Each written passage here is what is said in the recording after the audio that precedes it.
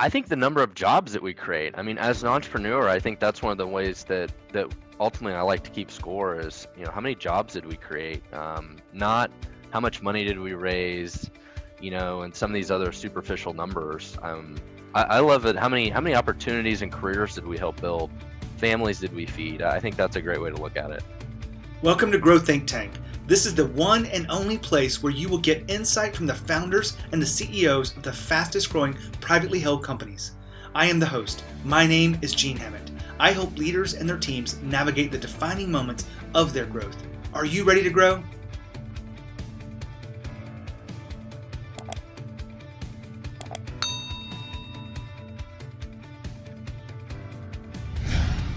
Leading a team through fast growth takes a lot of things going well for you. It's more than marketing and sales and customer service and operations. It really takes a focus on building the right team.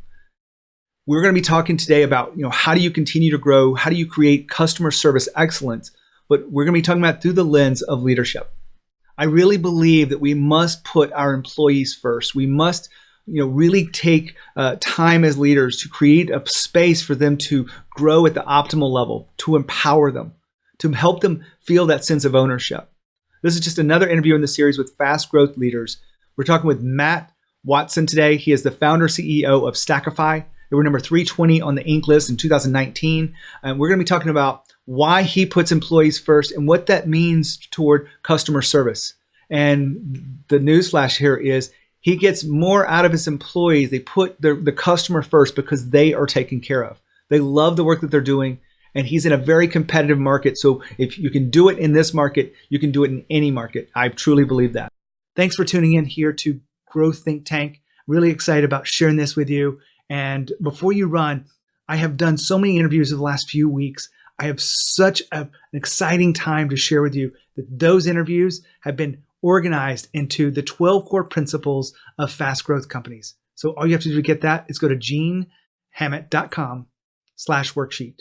So you can get the 12 principles, and I've been able to go in there and find which episodes will align to each individual episode. When you subscribe to Growth Think Tank, you will find exactly what you need so that you can move forward. And many of them haven't been published yet, depending on when you're hearing this, but you can tune in to the date that means the most to you. Hey, Matt, how are you? Hey, how's it going? Well, excited to have you here at Growth Think Tank. I'd love for you to let our audience know a little bit about what Stackify is and what you guys are up to. Yeah, I founded Stackify in 2012. Before that, I was the CTO of another high growth software company.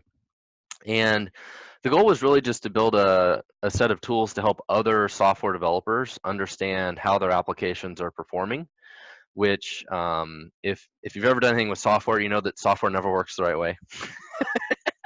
Software is very difficult to build, and the more you change it, the more you break it. It's a never-ending joke, right? But our goal was to build a set of tools to help developers understand why their software doesn't work, how to troubleshoot those kinds of problems. So we live in a space called application performance management or application performance monitoring. We compete with companies like New Relic, AppDynamics, Dynatrace, those types of companies. Well, that helps us put some context to this. I've already talked to the audience a little bit about you as a leader and a founder of this company driving fast growth. When you think about fast growth, what are you most proud of beyond just revenue? I think the number of jobs that we create. I mean, as an entrepreneur, I think that's one of the ways that ultimately I like to keep score is, how many jobs did we create? Not how much money did we raise, and some of these other superficial numbers. I love it. How many opportunities and careers did we help build? Families did we feed? I think that's a great way to look at it. Well, I know that one of the things I hear a lot of founders talk about mostly is, the numbers are good, the revenue creates some opportunity, but creating the team that you have, it's got to be pretty rewarding. Yeah, and having fun along the way, right? It's all about the team, and the team always wants to know if you're winning or losing, and it's all about building the right team, keeping them happy. And it can be very difficult to attract top talent and retain top talent. I mean, that's our biggest struggle as a company. Well, I talk to a lot of founders just like you on this podcast because we focus on the Inc. 500, and they don't typically have that much problem with retention. Is it more Do you have any struggles with retention? I think anybody who hires software developers has a big problem with it, right? Most software developers don't stay at the same job more than 1 to 3 years. It's not like you hire them and 30 years later they retire from that job. I mean, they jump around a lot. And what most people don't realize, if you don't work in IT, if you're a software developer that's got a few years experience, working on, you know, late newer technology, you get recruited by IT recruiters literally every single day, every day. My employees that work for me, I know, get recruited to try and leave every single day by an IT recruiter because there's such a lack of talent out there, right? I mean, in Kansas City alone, we're in Kansas City. I think there's like over 1,000 open IT jobs, right? So there's big companies and recruiters trying to steal my employees every single day. Well, that's probably one reason why you have the perspective you have, because I've asked a lot of leaders, the big question that really drives a lot of my work is, as a leader, what's more important, your customers or your employees? And it's got to be employees. Without employees, you have nothing. When you think about putting your employees first, what does that mean to you as a leader?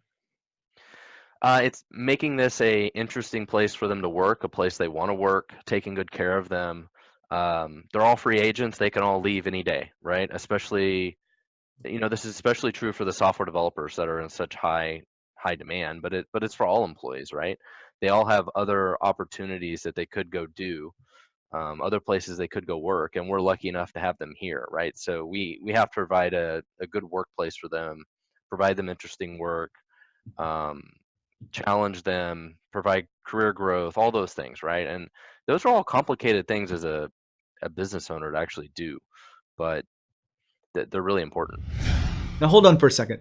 Matt just talked about putting employees first. Now, that may be counterintuitive to you as a leader because you've been taught that in your marketing and sales, you must put the customer first. Now, let me be clear here. The company must put the customer first. The company must serve the customers, provide value, and they must, really take that seriously. But a leader must create a team that is connected together and feels this sense of ownership. If you've heard me talk about this before, you may tune out here because 9 out of 10, actually it's closer to 94% of leaders of fast growth companies believe it's employee first. I share that data with you because it really is counterintuitive to what a lot of people think about growing the company. They focus on the strategies and tactics, and they hope that the people will come along for the ride.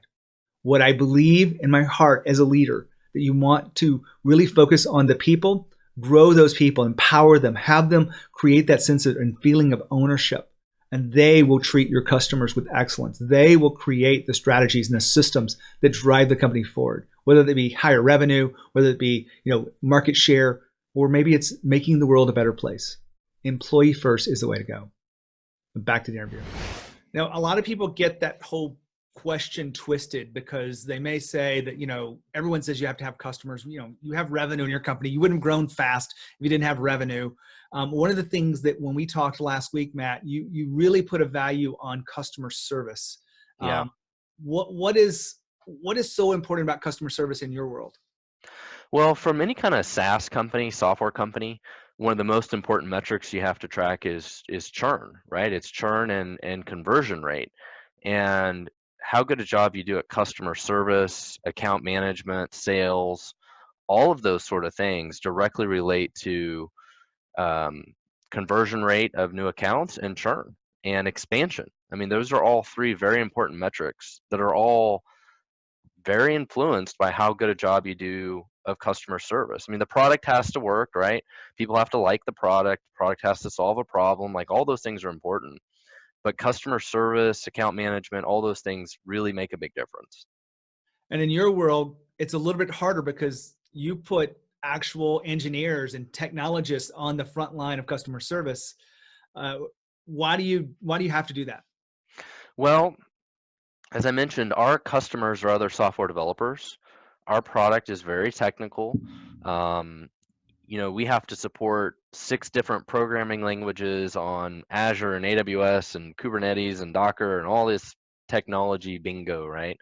And so our customers ask a lot of complicated questions. They're like, I have this Node.js application with AWS Fargate on Kubernetes with blah, blah, blah, blah, blah. Why doesn't it work? I'm like, oh shit, I don't know. Right? It's complicated. So yeah, we have to hire support engineers, software developers to help support our product. So, and our customers need answers quickly. And that's one of the ways we've differentiated ourselves is a lot of our competitors take 24 to 48 hours to respond to customer service requests. On average, we respond within 30 minutes. Our goal is an hour. So our team responds to most support issues within 30 minutes, which is huge. I mean, that's like an industry leading type response rate. You may be aware of this, and it's not a test, but Richard Branson's famous for saying that customers do not come first, employees come first. If you take care of your employees, they will take care of your clients. Did you model what you're doing after that, or did you just see that's the way you have to create the business by putting employees first? For me, I think it's just common sense that employees are critical to everything we do, right? I mean, as a startup, you've got to hire smart people, people that are adaptable, that can grow with the business. You've got to train them, right? And it's very expensive to hire people, train them, the amount of effort that it takes, to invest in somebody, right? When you got 50 people in a call center, you can hire number 51 and somehow those other 50 can, through osmosis, train number 51, right? But in a small business, when you hire a new director of sales or whatever, all of a sudden you're spending an enormous amount of time training that one person because you have such a small team. So you invest a lot in people. So you got to hire the right people and you got to retain them. Well, I want to dive into this because, putting employees first is a good kind of mantra, but what are some of the steps that you've actually done over the years as a leader to put employees first? It goes back to creating a good work environment for them. The benefits that we provide them, the little perks that we provide them, right? Just all the little things I think add up. I don't know that it's necessarily any giant thing. It's just all the little things that you can do to make it a great place to work. Have you ever worked at a place that wasn't a great place? Um, I have. Well, probably my first. Well, I'm an entrepreneur, so I'm unemployable at this point. I've owned my own business now for over 16 years, so it's hard to even think about working for somebody else at this point. But one of my first jobs I had was a pretty terrible place to work, but I did my job and grinded through it. But yeah. Which, I'm not going to ask you to spill names, but if you had employees that just did their job and grinded through it, you probably wouldn't have grown the way you have. Sometimes that's what you need your employees to do, though, right? I mean, you need them to do their job and stay focused, right? That doesn't mean they don't enjoy what they do, but sometimes, the startup world is just a grind. And that is the reality of it too, though, is there's just work to be done and we got to stay focused and do it. Well, when I say this, and the work I have, and you can kind of chime in if you want to, you have to go beyond that sense of grind, right? When you have people, I'm sure you have people on your team that are truly connected to the work. They show up with more creativity and energy. They're looking to solve problems that aren't Absolutely. even identified yet. And those are the ones that are, you're trying to hold on and maintain to. When you think about that, I call that creating a sense of ownership. Right. People have that sense of ownership. How important has that been for your company? It's very important, especially in our engineering team and them having ownership around, the system performing well, that it works, that when we find problems, that they actually solve the problems, right? Building thoughtful and well-designed features into the product, all that stuff, right? You need people to have ownership of those things. I was talking to one of my developers the other day, and he was just talking about how fortunate he is to work for us because it's not every day you find this type of company to work for. Most people don't. A lot of people that work in software development don't work for product companies. So they work at a insurance company or a bank or whatever, where software is just an operational expense for them. It's just something they do. Um, so for a lot of software developers, it's a great joy to work for a company like Stackify, where our product is a software product. So that definitely helps us with recruiting, and people like working for us for, partly for that reason as well. 1 second here. Matt just talked about, creating a sense of ownership. I know I asked the question, but I want you to understand what I mean by the sense of ownership. After doing hundreds of interviews with fast growth leaders, just like yourself, I have looked at what creates this kind of culture where people are willing to empower themselves and transform who they are and trust the process and trust each other as team members. And they have that feeling of ownership. I've created a model that I really think that you could learn a lot from. It's called the Fast Growth Model. That model will teach you what you can learn and how to put the pieces together as a leader to create faster growth. And this is not about your marketing plan or sales plan. This is about your people plan.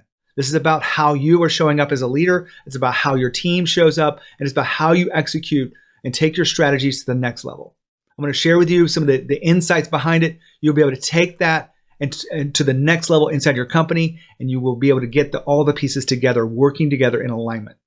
Just go to thefastgrowthmodel.com. You can get more training on that. Now back to the interview. Matt, I want to take you into a little bit different direction and really kind of peek into the journey here. What one mistake comes out as one of those things that was something maybe even painful that you had to go through, but it actually provided a breakthrough for your own leadership? Well, I think in the early days, it was probably putting too much emphasis on sales and not enough emphasis on support. When we had early stages of the product, we thought we were ready to go out there and sell it, and kind of prematurely, hired salespeople that didn't really have a product to sell. I mean, I think that was one of the hard lessons we had in the early days, is that the product wasn't ready for it yet. You go hire an expensive salesperson to go sell something that's not ready to be sold. I can see how that causes a lot of problems, especially in your world where you got to serve them after the fact. Yeah, I mean, it's a double-edged sword, because you also want to get out and talk to customers, get their feedback, right? Improve the product, try and sell the product, right? I mean, that's another mistake some people make, is they never actually try and sell something. There's a fine line there somewhere. Reid Hoffman's famous for saying that if your first version is not embarrassing, then you've probably waited too long. Yeah, for sure. When you think about defining moments within your leadership, what comes to mind, Matt? One of the biggest struggles we had was marketing to our audience. Our customers are software developers, right? They don't have phones. They don't answer the phone. They all use ad blockers. They all hate spam. They all hate marketing. A lot of them wear, tinfoil hats, and they're cynical about the world. They're just kind of their personality, right? So just trying to figure out how to market to them. And so that was one of the most difficult things for us. Is we built this product and we're like, oh yeah, software developers are going to love this. And then come to the realization of, like, how do we get them to know that we exist? Because they hate all forms of marketing and they don't like to talk to people. Right. And so that was one of our biggest struggles in the early days of this. And then eventually we figured out how to reach that audience, and we do a very good job of it now. But that was one of the defining moments that was very difficult. Well, I know we talked about this a few weeks ago, but I want to dive into it because we can't leave the audience just hanging. You're a big believer in creating content that serves your market and brings them in. Tell us a little bit about your approach and then how you put together the strategy. Yeah, so we definitely embrace that there's one universal truth in this world, and this definitely applies for software developers. If they don't know how to do something doesn't work, they have questions, right? They go to Google and they search for it. And so we put a big focus on content marketing. Our website gets about 1 million website visitors a month from the content marketing we do, which is a lot, right? If you had to pay $1 per click, advertising to get that amount of traffic, like, it would be absurdly expensive. So the content marketing that we do really drives all of our business. And we also decided to build a free tool because developers love free tools. And so we have a free tool that we built that drives a lot of interest and traffic as well. Well, when you think about that strategy, did you do it in-house? Did you hire an agency, mixture of both? Well, earlier we were talking about books, and actually there's a book called Traction. I don't remember who wrote it, but it's about different traction channels. And anybody out there, oh, look at that. Anybody out there, if anybody's on the video, he's holding up the book. Anybody who's trying to figure out their go-to-market strategies, I really recommend that book, or just Googling about the topic and getting the list of different traction channels, because there's so many different ways to market your business, from things like I mentioned. Engineering as marketing was the free tool, is what they call that, I think, in the book. Content marketing, or traditional advertising, or speaking, or doing a podcast, or writing books, or all these different kinds of forms of go-to-market traction channels. And we went through the list of traction channels and said, you know what, we've had the most success with these two and had the least success with these, and that's how we landed on doing content marketing. And the free tool that we built was from the book. Now, did you do this completely internal? Yeah. Mm-hmm. So you've built a team around that creates the content, puts it out into the world, distributes it in different ways, and I bet that team's pretty valuable to you now. Well, so actually, the content marketing side of it, we actually use a lot of freelance writers. Okay. So, and that's probably because our content is so technical. For me to say I need somebody to write an article about how to deploy a Ruby application to AWS with Kubernetes or whatever, I can't hire enough people to be, expertly skilled in all those things. So we rely on some freelance writers to help do it. Fantastic. Well, Matt, this pretty much is the interview. I want to kind of go back to this whole employee first thing. If you had to sum it up in just a small statement of leaders that are looking at this employee first, what would you say to them? I think it's obvious to most people that employees are your most valuable asset. Especially these days, if you're working in technology and you have software developers, they are free agents that are highly recruited every single day to go work somewhere else. And you've got to take really good care of them, give them interesting work to do, and just know that they're being recruited away at all times. And so they're sort of the quarterbacks of your company, and you don't want to lose them when you've got really good ones. Well, this wraps up this episode with Matt talking about employee first. It actually drives excellent customer service. So thanks for tuning in here at Growth Think Tank. Thanks, everybody.